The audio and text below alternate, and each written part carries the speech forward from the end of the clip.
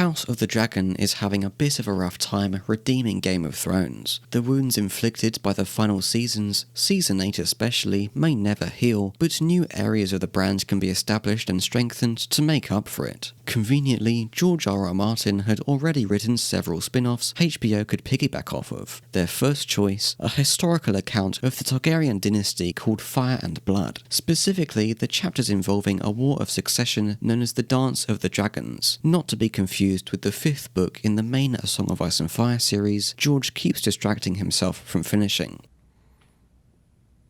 One day it will be done, and then it will come out. The start of House of the Dragon can't help but textually exposit to us the 172 years this predates a particular recognisable name from Game of Thrones, Daenerys Targaryen. Perhaps this helps set a stage of comparison between the quantity of dragons in the two eras, but an immediate reminder of Thrones and the rushed climax of that character doesn't exactly inspire excitement for viewers who previously watched in horror as Season 8 stuck its head into a grinder, which I assume must be almost everyone. This is a prequel, but it becomes clear the creators are relying on viewers already understanding the gist of things from having watched Thrones. That is to say, House of the Dragon feels like something closer to a letter of apology to Thrones fans hoping to regain their trust than it does a spin-off for a younger or different audience. For instance, they have reused the iconic theme song in the opening title sequence, but gone to the probably much more expensive effort of accompanying it with different visuals. In Season 1, a confusing journey through the Targaryen bloodline, and in Season 2, a tapestry of narrative references, neither of which communicate anything as helpful as the geography of Westeros. More dragons.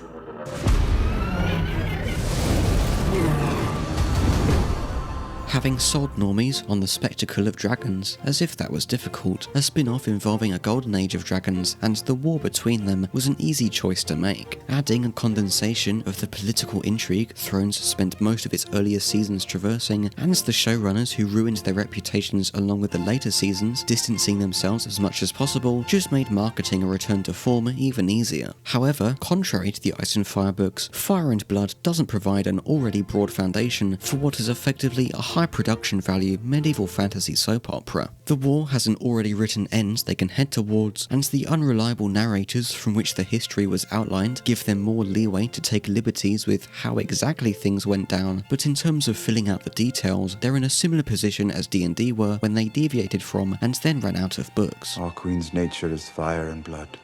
Season 1 acts as a crucial setup of the multi-generational relationships and motivations behind the war, covering the last decades of King Viserys' reign over several time jumps, one of which splits the season in half, 5 episodes with young Rhaenyra and Alicent and 5 episodes with adult Rhaenyra and Alicent, as well as another big time jump in episode 8 when their children are aged up. This is somewhat of an ensemble cast, but if anyone are the main characters of Season 1, it's Rhaenyra and Alicent. A quick breakdown of their conflict is this. They begin as friends. Rhaenyra resists the prospect of her future birthing duties. I'd rather serve as a knight and ride to battle in glory. Viserys names her heir after his wife and newborn son die. Alicent's dad sends her to cozy up to Viserys, and when she becomes queen, Rhaenyra feels betrayed that her best friend became her stepmother behind her back. Rhaenyra? Yes, my queen. Rhaenyra continues to resist being used as a political pawn, gets borderline sexually groomed by her uncle Daemon because he wants to wear the crown vicariously through her. I'm your heir. Not anymore.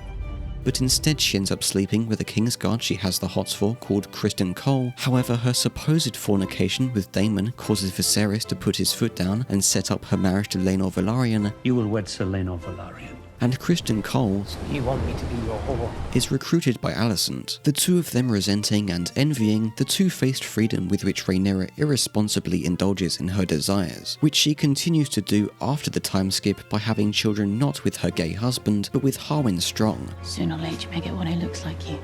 An enormous elephant in every room they continue to deny despite the kids having neither silvery white hair or dark skin. Our children are Bastards! In order to please their dying king, everyone unsuccessfully buries their resentments and passes them on to their children. Now this is adult Rhaenyra. She's no longer the impetuous teenager. She's much more thoughtful and calculating in the way that she approaches things. In the end, episode 6 is the beginning of the shift where the story starts to become about the children. It's not just Viserys and Daemon and Rhaenyra and Alicent. It's also this new group of kids. It's Aemond and Aegon and Jace and Luke. It's multi-generational.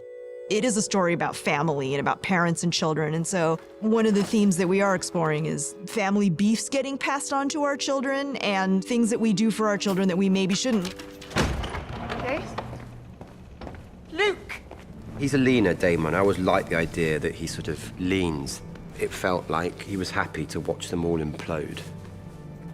It's a strange thing because his son's had his eye taken out in a fight with his daughter's children.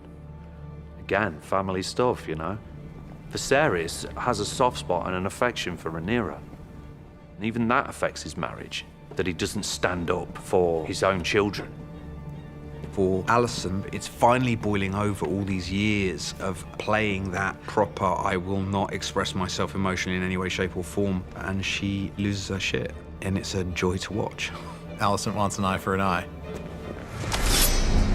Alicent, stay with the king! Hold your ground! Rhaenyra may have opposed becoming a baby machine, but post-time skip cares a lot for her bastard sons, and at least does a better job mothering them than Alicent does with her and Viserys' children. Alicent did her duty to further the political ties of her house, but she's not passionate about being a mother, only maintaining her position after her father got fired from his position as Hand, because that firing was the condition on which Rhaenyra accepted marrying Laenor. He wants Aegon to be named heir, and he will stop at nothing to see it done. Either you prepare Aegon to rule, or you cleave to Rhaenyra and pray for her mercy. Whilst Daemon and Laena Velaryon are enjoying a life away from Westeros, Laena is faced with a tricky birth and chooses incineration, and Rhaenyra organises the fake death and disappearance of Laenor so that she and Daemon can marry, further pissing off the Velaryons who think Rhaenyra has killed their son before he and she could have legitimate children. Rhaenyra was complicit in our son's death. Though you wouldn't know it by how little conflict this goes on to create, whilst the Velaryons stand beside Rhaenyra during Season 2, the otherwise neutral Rhaenys joining Rhaenyra's faction because she recognises her to be the woman restraining the men from charging forward with all-out war. That girl destroys everything she touches. That girl is holding the realm together at present. Every man standing round the painted table urges her to plunge the realm into war. Rhaenyra is the only one who's demonstrated restraint. Until she eventually dies in battle, and Corlys, the self-made richest man in the kingdom, occasionally walking onto a shipyard to have a chat with one of his bastards. Your Grace. No! How did you let this happen? In my fucking home! Contrary to the decades the time skips span in Season 1, Season 2 takes place over just a few weeks, and besides featuring similarly contrived drama and shock as a few events suffered from in Season 1, its main issue is that Rhaenyra, Alicent and Daemon continue to be the main characters with the most screen time despite the absence of whatever might have made them complex, or God forbid as morally grey as the marketing would like everyone to treat the two sides of the war. It's very simply like, I'm sorry, what is it that you do here and what's your role? Their developments therefore spend the season treading water, Daemon running off to call himself King of Harrenhal, but only finding himself spoon-fed the leftovers of his personal struggles from Season 1, and Rhaenyra and Alicent absently moping about their female powerlessness around the same few dimly lit rooms, or sometimes sneaking out to have a long think about their powerlessness and secretly meeting up to share the struggles of their powerlessness. They have a really interesting relationship, and we love writing for them. They have a connection that nobody else on the show shares. They are the same person almost in different bodies. The difference that Daemon was a man and gets to do whatever he wants. Father. And Rhaenyra has to wear a dress and stay cooped up in a castle, and so feels that frustration. Why the show has found itself so slowly and thinly developing in Season 2, which Season 1 was able to bypass with its time skips, may be because the story being so centered around a limited variety of characters and locations compared to Thrones means it cannot as naturally convey the spans of time it should take for new events to occur. Each time we cut back to another character, we are picking up almost exactly where we left off for a few more morsels of repetitive progress, before quickly cutting away again to something else we feel like we've seen before. And once again, in the name of power, it's the weak and the women who must endure. Rhaenyra, Alicent, and Daemon are the most egregious examples of the slow progress because they are given the most disproportionate amounts of time, but it comes across like they are denying the time to focus more elsewhere because Rhaenyra and Alicent were the main characters of Season 1, whilst failing to pack them with enough narrative detail to justify them being the main characters of Season 2. This goes so far as ignoring or slamming the brakes on the directions their characters seemed set up to be taking by the end of Season 1 in order to align with the story's platitudes about patriarchal oppression, doing so in the most condescending, ham-fisted way of Rhaenyra, Alicent, and every other woman being superficially pacifistic, and that all the bloodshed of the war is an inescapable consequence out of the women's hands because the system promotes insurmountable male dominance, the one-dimensionality of which just robs the women of all of their agency. Experience is valuable, yes, but the Dowager Queen is a woman. I am no stranger to rule or to sitting at this council.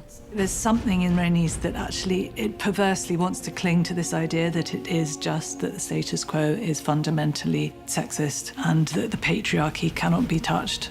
I mean, it's the theme of the series, this particular story. Rhaenys is right. She saw it happen to her at the Great Council. She sees the same thing happening in a different way to Rhaenyra. Men would sooner put the realm to the torch than see a woman ascend the Iron Throne. Rhaenyra and Alicent have always been trying to pull themselves back from the precipice. The idea is that they never really wanted to get into this rivalry together, but they were driven there by the patriarchy, by the men in their lives. And they have a real friendship and relationship and a real love for one another that might have gotten cold and stale over the years, but it did exist. And then as soon as Viserys leaves the room, the young kids who don't appreciate the history that has gone into this and what's at stake, kick it off again. I say superficially pacifistic because despite scarcely reinforcing its potential self-awareness, doing so almost exclusively via the behind-the-scenes interviews where the creators explain their intentions, the series does still portray the hypocrisy and incompetence of both Rhaenyra and Alicent as political figures and mothers who are complicit in the bloodshed. I want Aemond Targaryen. When Rhaenyra declares that she wants Aemond, I think it's an admission of a possibly shameful desire, and I think that admission is made directly to Daemon. I think it's also an admission of their similarity. She sort of discloses another way in which they actually share a darkness. I want Aemond Targaryen becomes the battle cry that then resonates across the entire season, because that is the next domino to fall in this back and forth that sets in motion a horrible attack and counterattack that continues, and the atrocities grow worse and worse as they go. And they are accusing me of having a hand in this.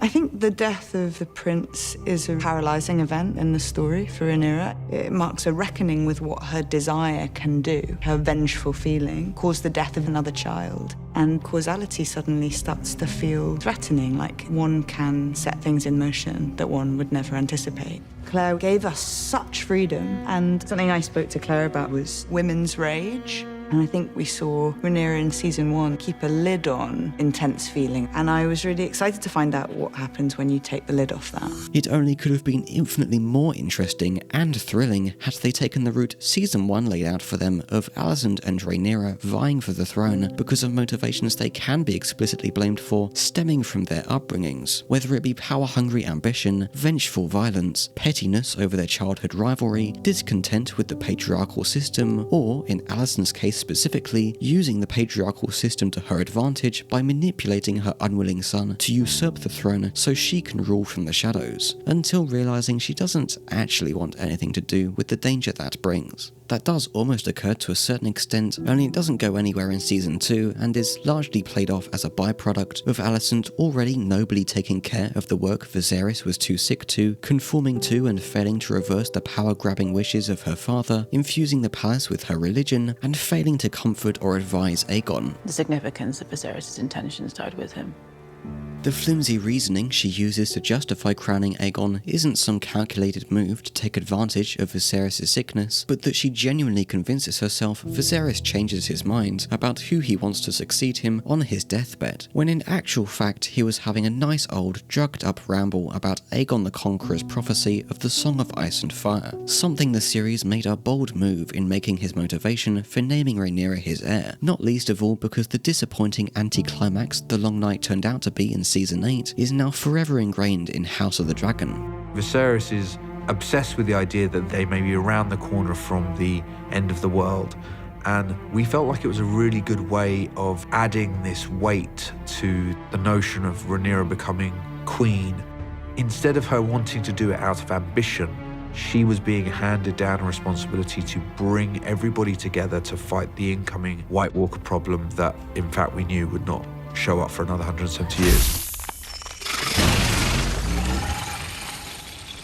Even if it's just a plot device, the prophecy becoming so integral to the war is more of a detriment than actually adding anything interesting to the discussion, and given the realizations Rhaenyra and Alicent suffer together of the sheer idiocy of the misunderstanding, I question why the prophecy was allowed to overshadow and conceal other, more human motivations and mistakes that caused the war. Instead, their motivations and how they differ, and by extension the motivations and differences of their respective factions, are indistinct and sort of just consist of wanting to wipe out the other side with our dragons before they wipe out us with their dragons. Alicent's horrified because she realizes not only is her husband dead and she has to process that, but secretly her council has been plotting for this very day to come so that they can overthrow Rhaenyra and install Aegon, her son, on the throne, which is the thing that she's wanted, but she didn't want to do it through dastardly deeds.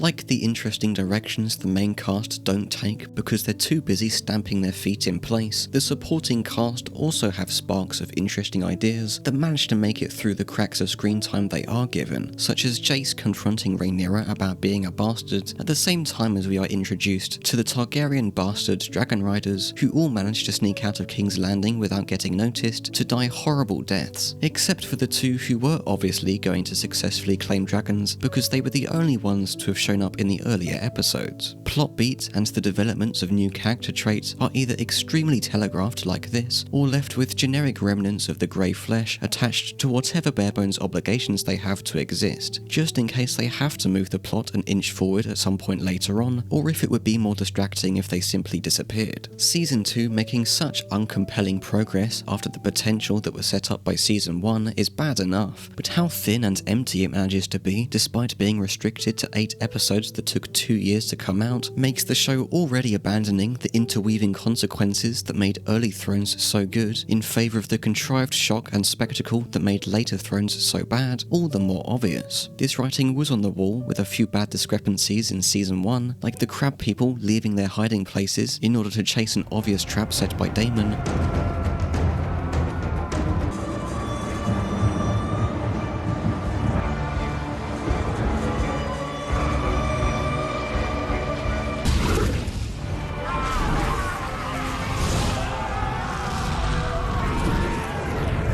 Or Cole brutally murdering that guy in front of everyone at the wedding. Stop it! Or Rhaenys smashing through the floor of the coronation and killing a bunch of peasants and deciding not to end the war then and there by killing any of the vulnerable enemies in front of her. We needed a penultimate scene, so we tried to come up with what's the worst thing that could possibly happen at the coronation and realised that it was a dragon to be let loose. Rhaenys, the queen who never was, she's a triumphal dragon rider. We wanted a triumphal moment for her at the end of the season. I just remember we were in the writer's room one day and I was like, it would be awesome if Rhaenys just came through the floor on a dragon. The visual of it was so powerful and so much fun. It went in immediately and we never looked back. But for the most part, the characters make sensical decisions, and the fast pace of the political maneuverings and the hidden motivations between the houses remain compelling, even with that fast pace hindering the extent to which we actually care about anyone. For me, the best fiction, the best drama, is about characters. House of the Dragon is a story about very flawed human beings, capable of love and hate, capable of doing good things, capable of doing monstrous things. Season 1 did manage to rekindle the brand, but Season 2 is worse enough in every way to have immediately smothered those flimsy flames in soggy paper towels. A bloodthirsty war between the incestuous dragon-riding families of childhood friends it did not deliver on. But I think I'm in good hands with Ryan and Miguel.